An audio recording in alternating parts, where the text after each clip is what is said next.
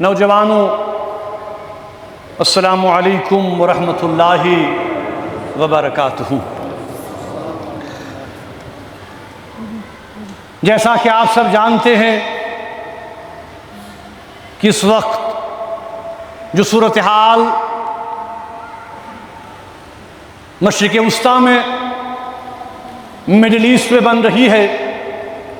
وہ انتہائی پریشان کن ہے۔ آپ دیکھ رہے ہیں کہ ایک طرف غزہ میں جو انسانی صورتحال بن رہی ہے وہ اب ناقابل بیان ہو چکی ہے۔ گزشتہ روز ہم نے دیکھا کہ اسرائیلی جارحیت میں، اسرائیلی دہشت گردی میں غزہ پٹی کے مختلف علاقوں پر بمباری کر دی گئی، جس کے نتیجے میں 92 افراد جو ہیں وہ کل شہید ہو گئے۔ ان 92 افراد میں معصوم بچے، عورتیں، بیمار اور وہ لوگ جو خوراک کی، جو کھانے کی، جو فوڈ آئٹمز کی شدید قلت کی وجہ سے آج صورتحال یہ ہو گئی ہے کہ وہ زندگی کی بھیک مانگ رہے ہیں۔ بزرگوں، دوستو، ہر دن فاقہ کشی اور ہنگر کے جو شکار فلسطینی امداد حاصل کرنے کے حصول کے لیے جب امدادی مرکزوں پر جاتے ہیں، ریلیف کیمپوں پر جاتے ہیں، تو ان پر وہاں اسرائیل بمباری کر دیتا ہے۔ یہ کتنے افسوس کی بات ہے کہ اس سے زیادہ ہولناک، دردناک اور کربناک صورتحال کیا ہو سکتی ہے کہ ننھے بچوں کو جو کہ کھانے کی تلاش میں، بھوک سے مرے ہوئے، پیاس سے مرے ہوئے، پانی اور خوراک کی تلاش میں جاتے ہیں اور ان پر بم جاسے جاتے ہیں۔ افسوس، صد افسوس، اس ظلم اور بربریت جو اسرائیل اب کر رہا ہے، اب اس میں اضافہ ہوتا جا رہا ہے۔ اب فلسطین سے نکل کر یہ ظلم اور جارحیت ایران کی طرف پھیلائی جا رہی ہے، اور ہم نے دیکھا کہ سینکڑوں ایرانی باشندے، جن میں بے گناہ افراد، بچے، عورتیں ہیں، ان کو بھی اسرائیل کی بربریت اور جارحیت کا نشانہ بنایا جا رہا ہے۔ اور مزید افسوسناک خبر اب یہ بھی ہے کہ میڈیا اور ذرائع یہ کہہ رہے ہیں کہ امریکہ بھی اب ایران پر حملہ کرنے کا سوچ رہا ہے۔ بزرگوں، دوستو، اس سے زیادہ اور خطرناک صورتحال کیا بن سکتی ہے؟ یہ سب کچھ اہل کشمیر کے لیے، یہاں کے لوگوں کے لیے، یہاں کے عوام کے لیے تکلیف دہ ہے، کیونکہ مشرق وسطیٰ سے جو ہمارا تعلق صرف دینی تعلق نہیں ہے، ایران سے ہمارا رشتہ صرف دینی رشتہ نہیں ہے، ہمارا ثقافتی، ہمارا کلچرل ایک رشتہ بھی اس پورے خطے کے ساتھ ہے۔ ایسے حالات میں جموں کشمیر کے مسلمان کیا کر سکتے ہیں؟ ہم صرف دعا کر سکتے ہیں، اللہ تبارک و تعالیٰ کے حضور گڑ گڑا سکتے ہیں، اور عالمی طاقتوں سے اپیل کر سکتے ہیں۔ خاص کر آج کے دن کے موقع پر ہم امریکہ کے صدر ڈونلڈ ٹرمپ سے یہ اپیل کرتے ہیں کہ ایسے حالات میں وہ پر حملہ نہ کریں جس سے کہ مزید پورا خطہ جو ہے وہ موت اور تباہی اور بربادی کا جو ہے ایک ایسی شکل اختیار کرے گا جس کا حاصل افسوس کے علاوہ اور کچھ بھی نہیں ہو سکتا۔ بزرگوں، دوستو، ہم یہ اپیل کرتے ہیں کہ جنگ نہ کی جائے، تمام فریقین جو ہیں، تمام پارٹیز جو ہیں، جو بھی ان کے کنسرنز ہیں، ان کو فوجی قوت سے نہیں، ملٹری مائٹ سے نہیں، بلکہ پرامن بات چیت سے حل کیا جائے، کیونکہ جنگ کسی بھی مسئلے کا حل نہیں ہے۔ آخر کار جنگ مسائل کو پیچیدہ کر دیتی ہے، کمپلیکس کر دیتی ہے، اور اگر جنگ ہوئی تو خدا نخواستہ ایسا سنگین انسانی بحران پیدا ہو جائے گا، ہیومن کیٹاسٹروفی پیدا ہو جائے گی، جو کہ آج تک ہم نے کبھی دیکھا نہیں ہوگا۔ بزرگوں، دوستو، آج 20 جون ہے۔ 20 جون آپ لوگوں کو یاد ہوگا، آپ لوگوں میں سے بہت بزرگوں کو یاد ہوگا، 20 جون 1964 جب شہید ملت میر وائز مولانا محمد فاروق رحمۃ اللہ علیہ اور ان کے جانثار ساتھیوں نے جموں کشمیر عوامی ایکشن کمیٹی کی بنیاد ڈالی۔ آج افسوس کہ ہماری اس تنظیم کو بین کر دیا گیا ہے۔ آج ہماری اس تنظیم کا 61واں یوم تاسیس تھا۔ اگرچہ بین لگا دیا گیا ہے، لیکن ہم پھر یہ بات کہنا چاہتے ہیں کہ جموں کشمیر عوامی ایکشن کمیٹی کے بنانے کا جو مقصد تھا شہید ملت کا، وہ اقتدار نہیں تھا، وہ کرسی نہیں تھی، وہ مراعات نہیں تھے، بلکہ وہ صرف اور صرف یہ چاہتے تھے کہ تنازعات کا، پرابلمز کا، ایشوز کا، ڈسپیوٹس کا اگر حل تلاش کرنا ہے، وہ صرف اور صرف بات چیت سے ہو سکتا ہے، وہ صرف اور صرف ڈائیلاگ سے ہو سکتا ہے۔ اور گول باغ میں 1975 میں جو ان کی تقریر تھی، جس میں انہوں نے یہ کہا کہ اس پورے خطے میں اگر امن قائم کرنا ہے تو پھر کیا کرنا ہے؟ تو پھر تمام پارٹیز کو مل بیٹھ کے بات چیت کا دروازہ کھولنا ہے۔ یہی امن اور سلامتی کا راستہ ہو سکتا ہے۔ اگرچہ ہماری تنظیم پر پابندی عائد کر دی گئی ہے، لیکن انشاءاللہ آج بھی ہم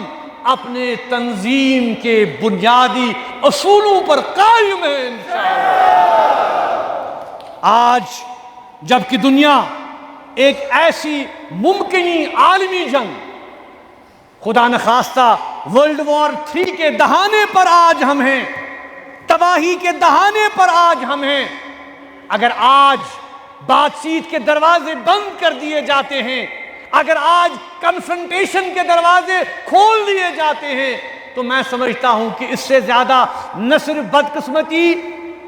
مشرق وسطیٰ کے لیے کیا ہوگی اور بر صغیر کے لیے کیا ہوگی، کیونکہ آج بھی ہم ایک تنازع میں جی رہے ہیں،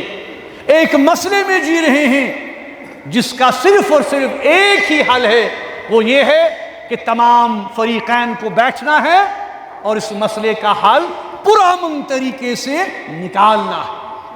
آج بھی جموں کشمیر عوامی مجلس عمل جیسی تنظیموں کا جو وجود ہے، اس کی اہمیت، اس کی افادیت آج زیادہ بڑھ گئی ہے، کیونکہ ان تنظیموں کا ذاتی غرض نہیں ہے، ان کا مقصد اقتدار اور مراعات نہیں ہے، ان کا مقصد یہ ہے کہ ہم جنوبی ایشیا کو جنگ اور کنفرنٹیشن اور انہائلیشن، جو پچھلے دنوں ہم نے دیکھا جب دونوں طرف نیوکلیئر طاقتیں ہندوستان اور پاکستان ایک دوسرے کے نبرد آزما ہو گئی۔ نہ ہم جنگ چاہتے ہیں، نہ ہم مشرق وسطیٰ میں، نہ بر صغیر میں، ہم امن چاہتے ہیں۔ جموں کشمیر کے لوگ امن چاہتے ہیں، لیکن امن تب تک قائم نہیں ہوگا جب تک عدل اور انصاف کے تقاضوں کو پورا نہیں کیا جائے گا۔ اس لیے ہم یہ توقع رکھتے ہیں۔ بزرگوں، ہمارے مسئلے سے ایک اور سنگین مسئلہ جڑا ہوا ہے، وہ کیا ہے؟ وہ ہمارے کشمیری سیاسی قیدی۔ اگرچہ عید پر میں نے بات کی، اپیل بھی ہم نے کی حکومت سے کہ جو ہمارے پولیٹیکل پرزنرز ہیں، جو ہمارے سیاسی قیدی ہیں، جو سالوں سے جیلوں میں بند ہیں، ان کی رہائی عمل میں لائی جائے، ان کو چھوڑا جائے۔ لیکن کم سے کم جب تک ان کو چھوڑا جائے گا تب تک ان کے جو بیسک ہیومن رائٹس ہیں کم سے کم ان کو تو بحال کیا جائے۔ یہ کتنے افسوس کی بات ہے کہ کل ہی ہمیں یہ اطلاع ملی شبیر احمد شاہ صاحب بہت بیمار ہیں، بہت زیادہ علیل ہیں۔ ان کی اہلیہ سے میری بات ہوئی، انہوں نے ایک خط بھی تمام جو لیڈرشپ ہے ان کو بھیجا ہے، اور اس میں انہوں نے یہ بیان کیا ہے کہ تہاڑ جیل میں ان کی صحت بہت زیادہ خراب ہو چکی ہے۔ اور کتنے افسوس کی بات ہے، وہ کہہ رہی ہیں کہ پچھلے 2 سال سے جو ان کو عدالت نے ایک حق دیا تھا جیل مینولز کے حساب سے کہ ہفتے میں ایک بار وہ اپنی فیملی سے 5 منٹ کے لیے فون پر بات کر سکتے ہیں، پچھلے 2 سال سے انہیں اس حق سے بھی محروم کر دیا گیا ہے۔ وہ کورٹ میں گئے، لوور کورٹ سے ہائی کورٹ میں گئے، ہائی کورٹ نے بھی فیصلہ دیا، لیکن ابھی تک ان کو یہ حق نہیں دیا جا رہا ہے کہ وہ 5 منٹ کی فون کال کم سے کم اپنی فیملی کے ساتھ کر سکے۔ یہ کیا ظلم ہے، یہ کیا ناانصافی۔ یہ حال شاہ صاحب کے ساتھ ساتھ اور بھی بہت سارے جو ہمارے سیاسی قیدی ہیں جو جیلوں میں ہیں، سیاسی قیدیوں کو سال ہا سال قید میں رکھنا، ان کی جو ٹرائل ہے اس کو بڑھاتے رہنا، طول دیتے رہنا، کیا یہ انصاف کے تقاضوں کے ساتھ زیادتی نہیں ہے؟ At the end of the day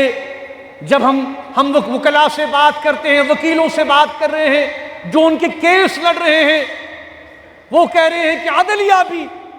عدل کا مظاہرہ نہیں کر رہی، اور کہیں نہ کہیں سیاسی پریشر میں آتے ہوئے ان کو وہ راحتیں نہیں دی جا رہی ہیں جن کا انہیں حق بنتا ہے۔ میڈیکل گراؤنڈز پر شاہ صاحب نے بیل کے لیے اپلائی کیا تھا، ان کو شدید تکلیف ہے، ان کو فوری طور پہ ایمرجنسی آپریشن ہے، ان کی فیملی کہہ رہی ہے کہ خدا نخواستہ ہمیں یہ ڈر ہے کہ انہیں کوئی خطرناک بیماری نہ لاحق ہو گئی ہو جس کا انہیں امیڈیٹ سرجری کرنے کی ضرورت ہے۔ تو ہم اپیل کرتے ہیں جیل انتظامیہ سے، حکومت سے، گورنمنٹ آف انڈیا سے کہ خدا را کم سے کم جو جیل میں باقی جیل قیدیوں کے حقوق ہیں ان حقوق کا تو احترام کیا جائے اور انہیں بیسک میڈیکل فیسلٹیز دی جائیں، اور اگر ان کا کیس بنتا ہے بیل کا جو کہ بنتا ہے، اتنے علیل ہیں بڑے بڑے سیاستدان جو کرپشن میں جو باقی چیزوں میں انوالو ہیں ان کو فوراً بیل ملتی ہے، لیکن جب بھی کشمیر کا کوئی مسئلہ آتا ہے اس کو سیاسی بنیادوں پر پیچھے ہٹا دیا جاتا ہے۔ اس لیے ہم توقع رکھتے ہیں کہ تمام جو سیاسی قیدی ہیں ان کے ساتھ انصاف کیا جائے اور ان کی فیملی کو ان سے بات کرنے کی اجازت دی جائے۔ اس کے ساتھ ساتھ ہم جموں کشمیر کی حکومت سے بھی اپیل کرتے ہیں کہ جتنا ہو سکے وہ بھی کم سے کم کشمیری پولیٹیکل پرزنرز کے حوالے سے بات کریں، کوئی ریزولوشن پاس کریں، کوئی متفقہ قرارداد پاس کریں، کم سے کم کوئی قدم تو وہ اٹھائیں جس سے یہ لگے کہ کشمیریوں کے لیے وہ کچھ کر رہے ہیں جو کہ مصیبت میں ہیں، جو کہ تکلیف میں ہیں۔ افسوس کی ہمیں بات یہ ہے کہ ہم یہاں بات کرتے ہیں، لیکن افسوس کا مقام یہ ہے کہ ہماری بات میڈیا، خاص کر جموں کشمیر کا میڈیا، پرنٹ میڈیا، وہ بھی چھپانے سے ڈر رہا۔ ان حالات میں ہم کیا کر سکتے ہیں؟ ان حالات میں ہم خالی جو کم سے کم جو ہندوستان کا جو باضمیر میڈیا ہے، ہم ان سے اپیل کرتے ہیں کہ خدا کے لیے کشمیر کی آواز سنیے، کشمیریوں کی آہ و پکار سنیے۔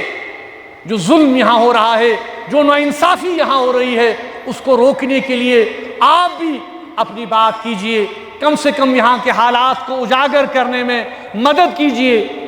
اور یہ جو انسانی اور جو ہیومن ٹریجڈیز ہو رہی ہیں، جو جیلوں میں ہیں، جو بیمار ہیں، جو نوجوان ہیں، سال ہا سال سے جو کہ طول دیا جا رہا ہے ان کی ٹرائلز کو، یہ کم سے کم انصاف کے تقاضوں کو پورا کیجئے۔ اگر ان کو سزا دی گئی ہے، انہوں نے وقت مقرر بھی کیا ہے، اپنے کیس سے زیادہ انہوں نے وہ جیلوں میں رہ چکے ہیں، اب ان کو رہا کرنے کی ضرورت ہے۔ ہم توقع رکھتے ہیں کہ حکومت جو ہے اس حوالے سے اپنی ذمہ داریوں کا احساس کرے گی۔